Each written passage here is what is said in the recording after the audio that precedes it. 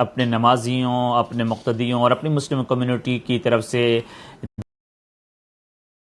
سوالات اور ان کے جوابات دیے جاتے ہیں، اور مختلف سوالات آتے ہیں۔ ایک صاحب ہیں بھائی عبدالقدوس صاحب، ہمارے یہاں کی ایک کمیونٹی میں سماجی فلاحی شخصیت ہیں۔ ان کا ایک سوال یہ ہے کہ زکوٰۃ کی رقم اپنے رشتہ داروں پہ خرچ کریں، مسلمانوں پر خرچ کریں۔ یاد رکھیے،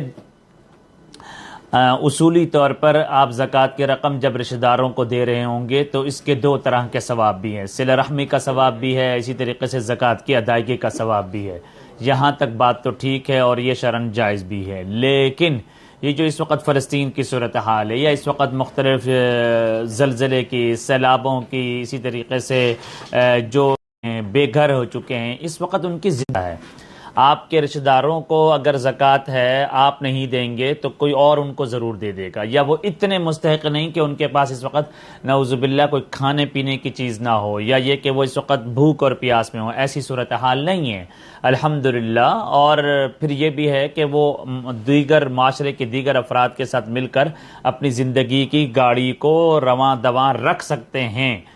لیکن ایسی صورتحال میں جہاں پر فلسطین میں یا افغانستان میں یا دیگر کئی جگہ پر جہاں یہ آفات بھی آئی ہیں، یا جہاں پر یہ اس وقت مسلمانوں کو جس طریقے سے ہزاروں کی تعداد میں شہادتیں ہو رہی ہیں، ان کی تو اس وقت زندگی اور موت کا مسئلہ ہے، اس وقت ان کے منہ میں لقمے کا مسئلہ ہے، اس وقت ان کے منہ میں پانی کے قطروں کا مسئلہ ہے کہ اگر وہ پانی کے قطرے ان کے منہ میں نہیں گئے، کھانا نہ پہنچا، جیسا کہ پچھلے کئی دن سے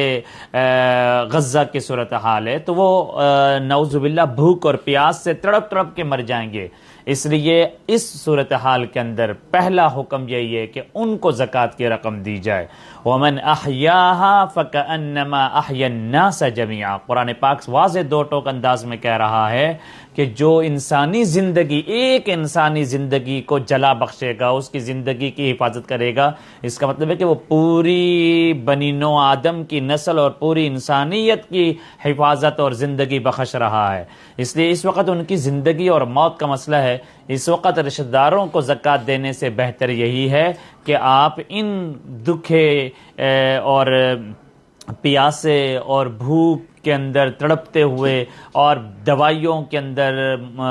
کہ ان کی اس وقت پراپر دوائیاں اور شیلٹر ان کو نہیں مل رہے، وہاں اس وقت ہاسپٹل مردہ خانے بن چکے ہیں، دوائیوں کے لیے ان کے پاس کوئی سورسز نہیں ہیں، کوئی ان کے علاج کا ذرائع نہیں ہے۔ ایسی صورت میں ان مسلمانوں کی مدد کرنا ضروری ہے۔ اور حدیث بھی سنیے، رسول اکرم صلی اللہ علیہ وسلم نے واضح اور دو ٹوک انداز میں فرمایا، بخاری میں بھی ہے یہ حدیث، مسلم میں بھی ہے، من نفس عن مؤمن کربتا من کرب الدنیا نفس اللہ عنہ کربتا من کرب یوم القیامہ، جو کوئی دنیا کے اندر کسی مصیبت زدہ کرب کے اندر مبتلا کسی شخص کی مدد کر لے گا، اس کو زندگی بخشے گا، اس کی حفاظت کرے گا،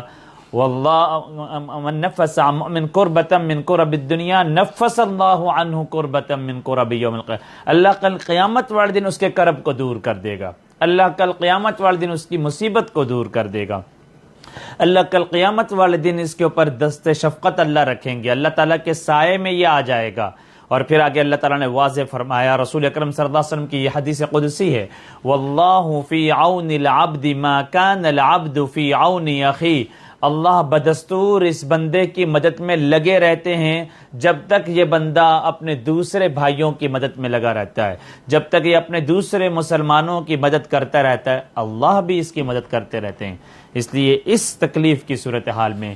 ان دکھے اور اجڑے ہوئے اور بے یار و مددگار، بے سہارا ان مسلمانوں کی مدد کرنے کا ہمارا اسلامی، شرعی اور اخلاقی فرض بھی بنتا ہے۔ ایک صاحب نے کہا کہ اگر نماز کے اندر اکیلے نماز پڑھتے ہوئے تلاوت کرتے ہوئے کوئی غلطی ہو جائے تو کیا اگر بار بار دہرائیں اس غلطی کو ٹھیک کرنے کے لیے تو کیا سجدہ سہو لازم ہوگا؟ نہیں، لازم نہیں ہوگا۔ اگر آپ کی نماز میں پڑھتے ہوئے کسی آیت میں غلطی ہو گئی ہے یا آپ کو شک ہو رہا ہے، آپ اس کو پیچھے سے دوبارہ پڑھ رہے ہیں، پھر پڑھ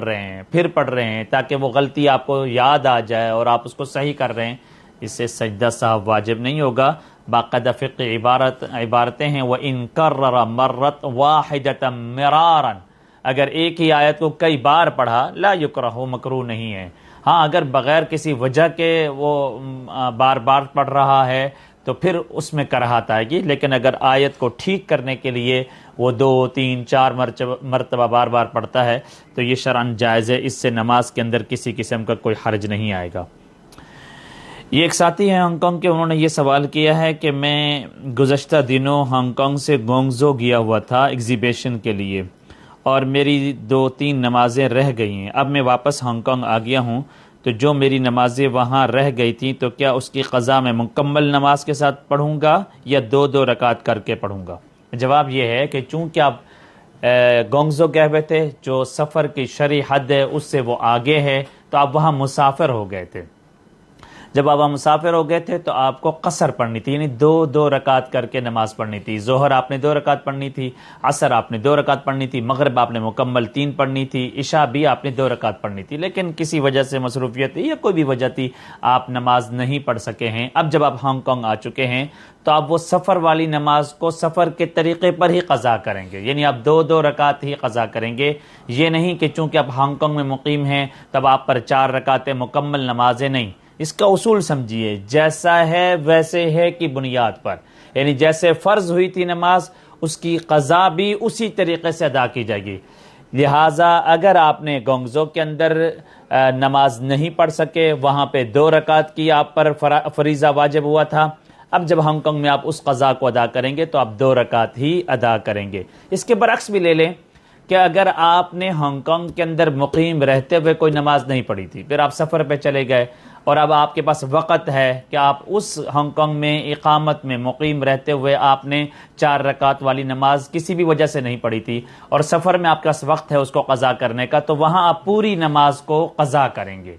تو جیسا تھا ویسے ہے کی بنیاد پہ نمازوں کی ادائیگی ہوگی۔ امید ہے یہ مسئلہ کلیئر اور واضح ہو گیا ہوگا۔ ایک صاحب نے پوچھا جہاں ہانگ کانگ میں رہتے ہوئے ایئرپورٹ پر ہماری ایک ایگزیبیشن لگی ہوئی ہے تو کیا وہاں پوری نماز ہوگی یا قصر؟ دیکھیے ہانگ کانگ ایک ایسا خطہ ہے جو تقریباً ایک دوسرے کے ساتھ ملا ہوا ہے، اس کے بیچ میں اتنی مسافت نہیں ہے جو عام طور پہ شرعی سفر کی مقدار پائی جاتی ہو، اس لیے ہانگ کانگ تقریباً پورا ہانگ کانگ یہ ایک